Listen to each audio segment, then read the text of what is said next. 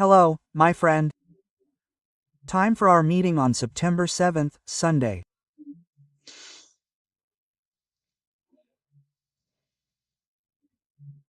Today the Catholic Church gained a saint, the patron saint of social media, Saint Charles Acutis, an Italian who died at the age of 15 from a very rapid leukemia.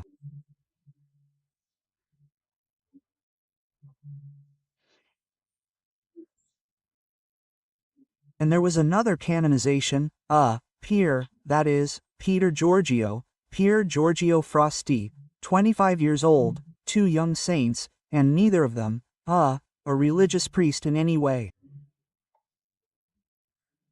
The saints used to be almost all priests of nuns, right? Now they're civilians, out of charity. Interestingly, his mother attended. Carlo Acutis's mother attended the canonization at St. Peter's Basilica. And her last name, well, her name is Antonia Salzano. The Salzano family is a very important one in my hometown of Cachoeira do Sul, including the owners of Jornal do Povo. One of them was Secretary of Education of Rio Grande do Sul and before that, Mayor. There's a bust in front of the old City Hall, Liberato Solano Vieira da Cunha. Two saints.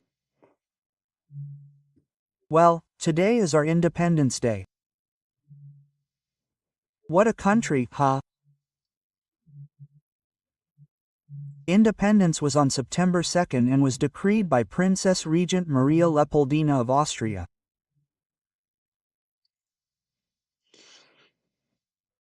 Pedro just shouted, just proclaimed, did the marketing. I'm joking, he posed for Pedro Américo to paint the picture, but he went to Leopoldina on September 2nd. It's like this, historian Warnegen wrote 300 years later that Cabral arrived in Porto Seguro. I'm convinced that Cabral arrived at Marco Beach, right? Well, north of Natal. There was no way to get to the south of Bahia. There was no way, no sail, only a motor. I didn't have a motor back then. Well, just to show, right, our dates. Anyway, tradition says it was September 7th, it says it happened, just as it's depicted in Pedro Américo's painting, just as it's depicted in Mile's painting, right? It's the first Mass, it would be in Porto Seguro, when in fact it was in Touros, Rio Grande do Norte.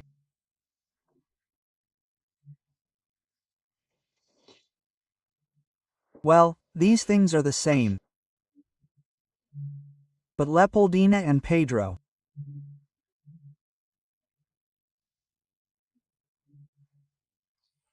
I watched the transfer of Pedro's body, which came from where he was. It's in a church up there, right, near the fort in St. George, the St. George Fortress, there in Lisbon.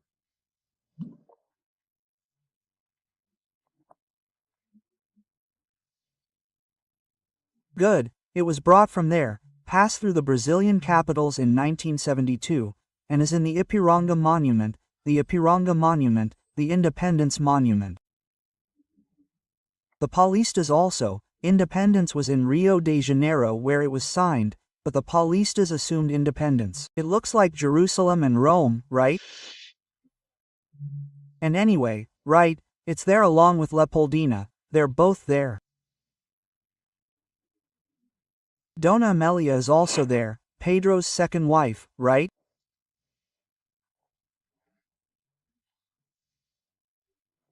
Because Leopoldina died young, 28, 29, and the monument was made by two Italians.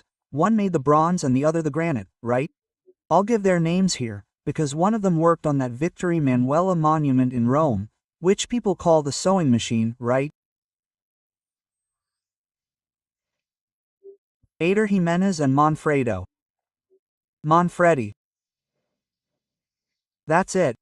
Well, September 7th 0907. Look, Gazeta do Povo of Curitiba decided to run a 7 for 9 promotion. For 9 months, you pay our $7 to have access to everything Gazeta do Povo publishes. Gazeta do Povo, as you know, is a newspaper that didn't surrender, wasn't tamed by your tax dollars, no.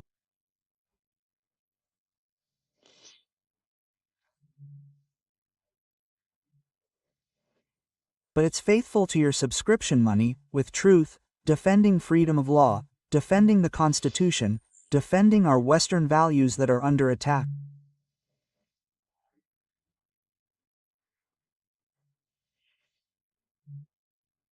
I'll repeat it here to remind us of our Judeo-Christian culture, our Greek democracy, our Roman due process. Lula seems to love Chinese things, right? And Gazeta do Povo is faithful to that. I'm there at Gazeta do Povo, Rodrigo Constantino too.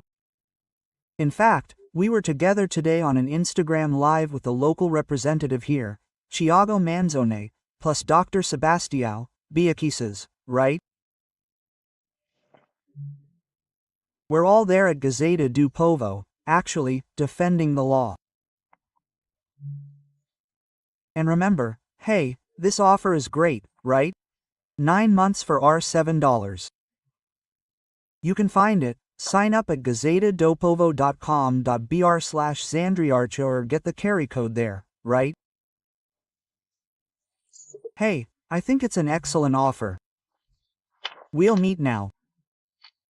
You won't find a phrase like this one I found in Gazeta do Povo. I think it is. It's the largest news agency of the largest media company. Well, I was reporting. I was interested because a cameraman was attacked. I wanted to know if you knew there was a sovereign territory of drug traffickers in Rio de Janeiro. Lula hasn't been able to defend that sovereignty to this day, right? And there it says, the cameraman had his teeth broken after being hit in the mouth with a rifle butt. Let's read it again. Cameraman had his teeth broken. What does that mean? That all his teeth were broken. The teeth were broken. If he had teeth broken, it would probably be the incisors. Well, let's go after being hit. No, I believe it was during the beatings, not after. I mean, first they hit him with the butt, they left, and then he broke his teeth, right? Being hit with the butt, that's journalistic language, being hit with the butt, right? With a rifle butt in the mouth. They opened his mouth, shoved the butt in his mouth. Oh my God, that, right? This is the kind of journalism that should be clear, simple, objective, and truthful. But it's not. You find this good journalism in Gazeta, but I'll talk about another kind of journalism here. We'll be right back. Remember to subscribe and leave a like or dislike at the end.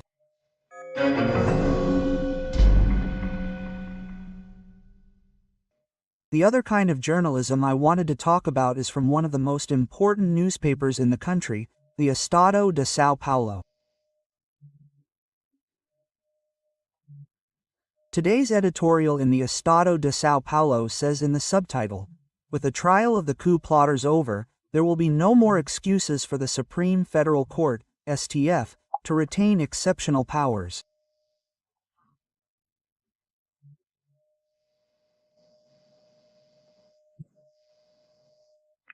This means that exceptional powers are fine as long as the coup plotters are judged first.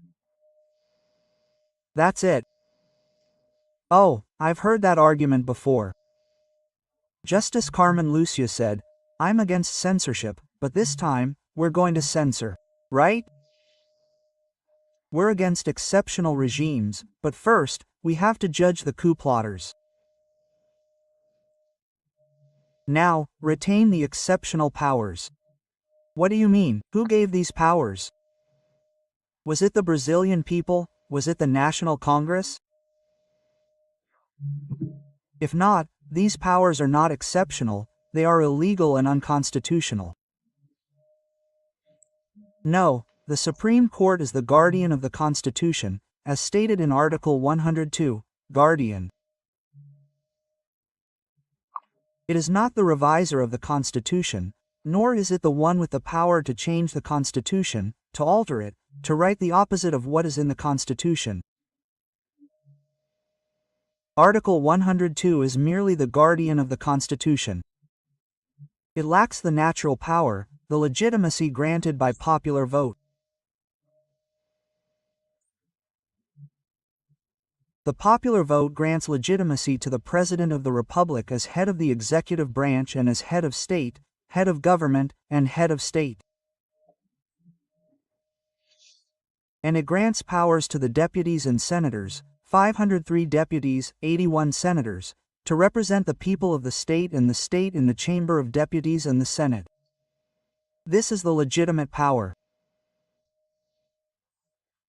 The Supreme Court, therefore, contrary to what Minister Barroso claims, is a technical body for interpreting the Constitution or deciding on laws. If anyone objects, it does not have the power to take action, as it did in this doomsday inquiry.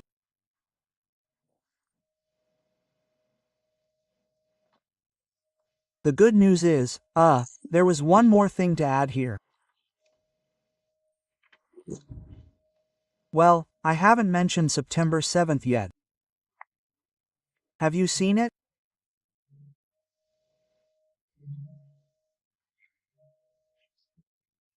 If you find any, send them to me, because I couldn't find any images of the ministry's esplanade where the President of the Republic was, with a wide-angle camera, as we say, a wide-angle shot so we could see if there were people there.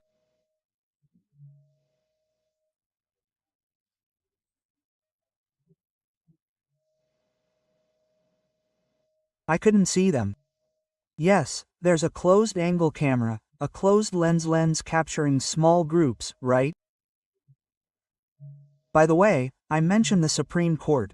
There was no one from the Supreme Court on the platform with the President. Normally, the heads of power are there. The President of the Republic, the head of the executive branch, the presidents of the Chamber of Deputies, the heads of the legislative branch, and the Supreme Court President. The Supreme Court President wasn't there, and no Supreme Court justices were present. Lewandowski is no longer there. He was there as Lula's minister and didn't come to Colombia. Was he afraid of something, maybe something? Hugo Mota, the Speaker of the Chamber of Deputies, was there. Only two heads of power came to see the parade, and not many people, right?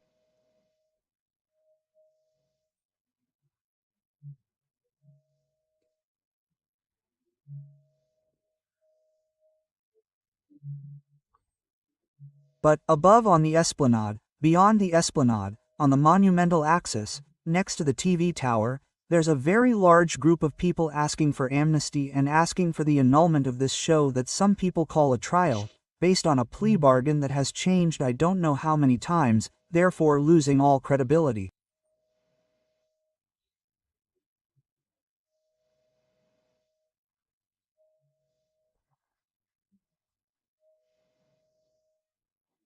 An unjustified arrest, with an attempt to force a plea bargain in the Felipe Martins case, right? Well, at this gathering, Dr. Sebastião spoke, politicians spoke, but especially Clesau's daughter. She said, "Look, the amnesty won't resurrect my father, but it will bring life to many families who mourn the injustice." And then I started thinking, right? Those who committed injustice will be remembered by all these families, by this generation. This girl, Clesau's daughter, is 17 years old. It will be a generation that will remember this for decades. This is a kind of prison for those who committed evil. From Brasilia, Alexandre Garcia.